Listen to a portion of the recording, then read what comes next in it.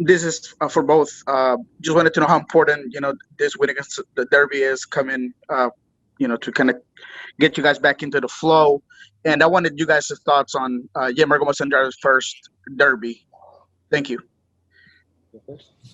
Yeah, I mean, derbies are always big games, but I think it's a bit strange circumstances. I think the bigger thing was this was almost like the third start or restart to the season. So, we've been sputtering a little bit. I think we haven't been playing our best football. So we kind of viewed it as a chance to restart and maybe just get on a fresh start for us, if you will. So happy to see the way we played today, and for him, maybe nice to get eased into this situation and get familiar with the territory before he has to get used to how crazy it actually is when the fans show up. But happy to get a result down here as always. Yeah, I think we had a good win, of course. Was not easy. Circumstances a little bit strange, but we'll take it. For Yaimar and Shane and Joao, I'm happy to have them as my teammates. I think all the three of them had a good game. Away from home, good win, and hopefully we can build on this. So I'm very happy with all those guys. Thanks, guys. Chris Francis, you're up next. Cairo. Thanks, guys, for doing this and hanging out for a little bit. Hey, what was the spark in this one? I mean, for 65 minutes or 70 minutes there, it was tough going. What kind of got you guys going, and then how did you carry it through? I think you could see that we didn't play for a long time. Even though Orlando, we were there and played our games, but we were out of rhythm again. Like Steph said, it's the third time we had a restart, so we know we were going to be tough, sometimes slow, sometimes we would make mistakes. But in the end, when the first goal came from Raul, out of nowhere actually, good goal. That's a real striker. The game started to open up more. They start to take more risk. And I think a guy we have here in the team who's always on his best behavior, always a funny guy in the locker room, Will Bruin came in. And I think he changed the game for us, The first goal, the second goal that Raul scored, he win the header. Simple football, long ball from Steph, header, goal.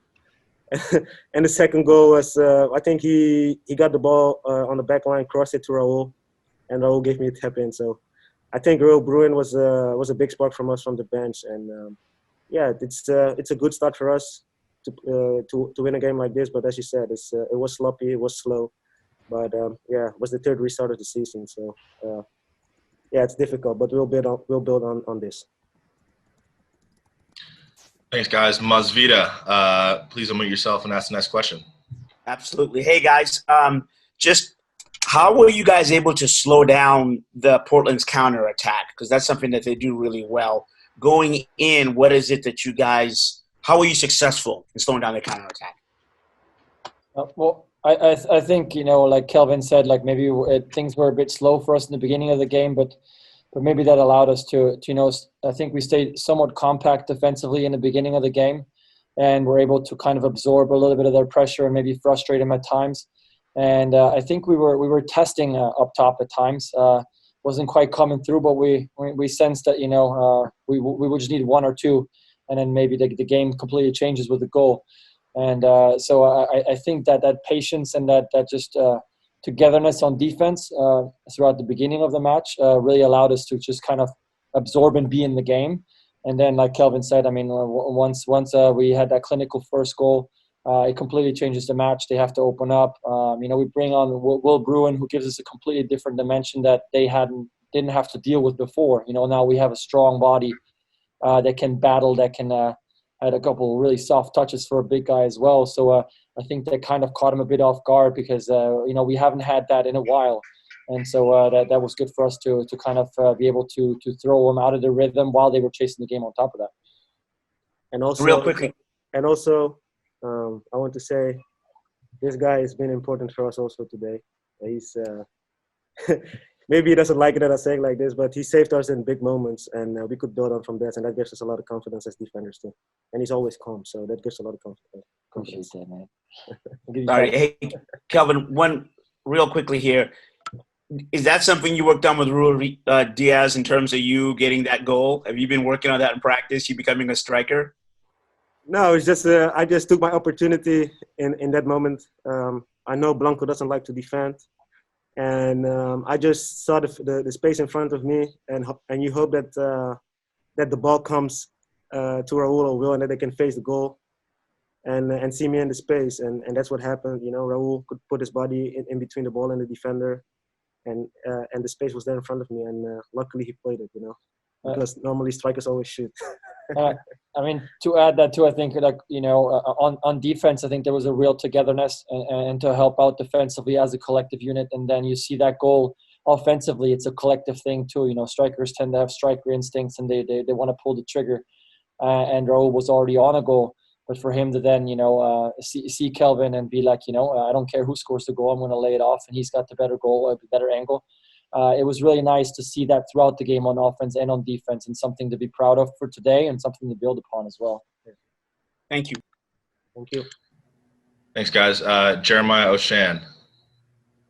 Hey, guys. Thanks for doing this. What was the mood like at halftime? It looked like you guys were kind of struggling to kind of find the game, and it was very different in the second half.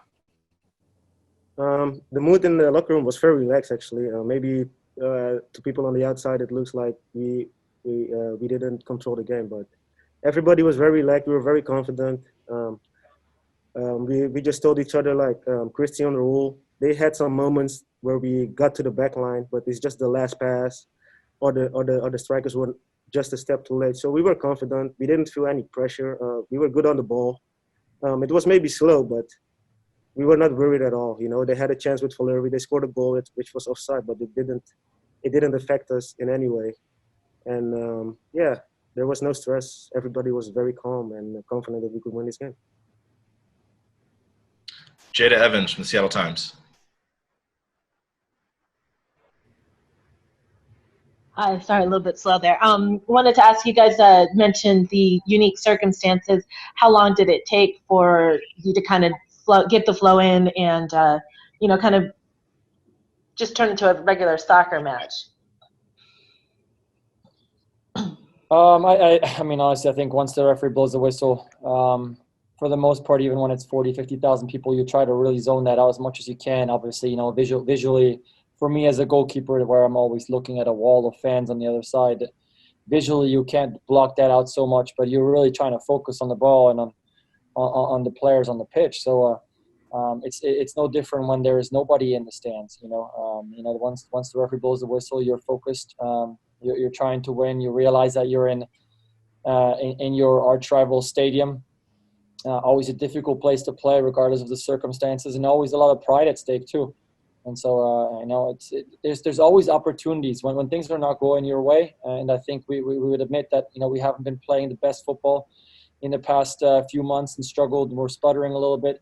You're always looking for something to kickstart, and why not here at your arch rival's home, right? And then, like Kelvin said, I think maybe for you guys the first half it looked like we weren't finding the game, but I actually thought we were absorbing quite well. They weren't really having anything. Blanco was starting to shoot from outside, from distance, from out wide. They were putting crosses in from out wide with not too much direction. So those were all good signals for us, I thought, because we were starting to frustrate them.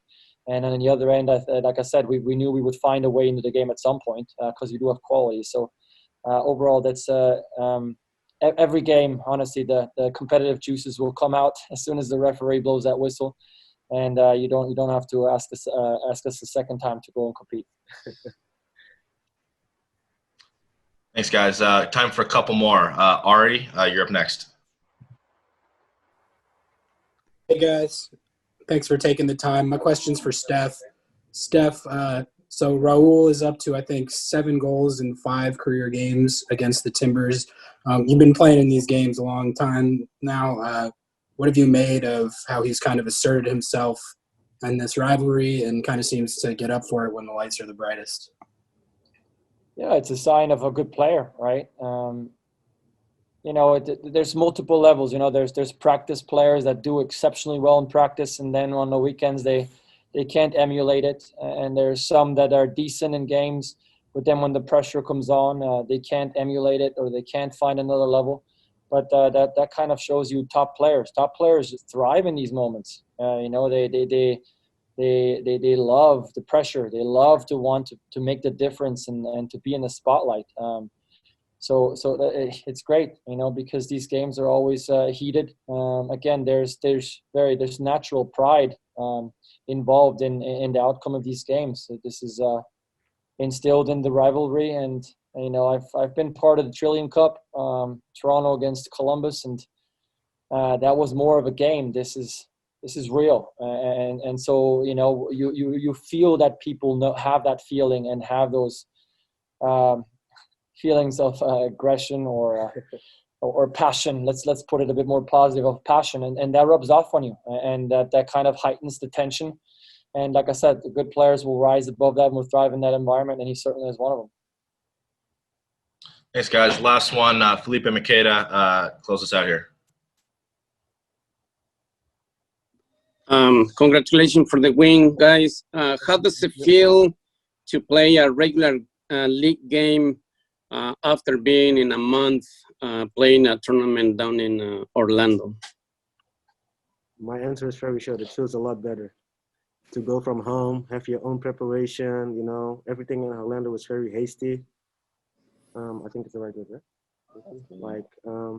Yeah, it was totally different.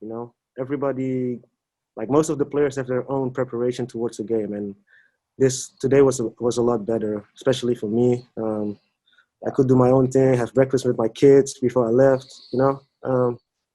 Overall, it was much better. Much better. I mean, we're still far away from regular routine, but I think pro athletes love routine. I mean, I'm as superstitious as it comes. I'm a goalkeeper, right? But we have our routines, and we want to keep doing those. We've been doing those for, I've been doing that for almost 15 years as a pro now, and you want to do those. And when you go to a place like Orlando, where all of a sudden you have to change for the game in the hotel, and your routine goes completely out the window. Yeah. And so now there's a little bit better of a routine. You find yourself flying there. You prep at home. You sleep the day before in your own bed. You know the hotels. You know the stadiums. So now it's maybe the timing is a little bit different, but maybe it's about fine tuning your own routines to the new timings. But it's nice to get slowly back to normal. Obviously. We miss all the fans. That is the biggest thing that we look forward to at some point, hopefully having fans back in the stands, but slow progress.